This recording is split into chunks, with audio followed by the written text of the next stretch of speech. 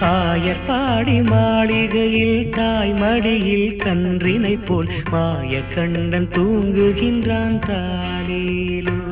அவன் வாய் நிறைய மண்ணை உண்டு மண்டலத்தை காட்டிய பின் ஓய்வெடுத்து தூங்குகின்றான் ஆராரோ.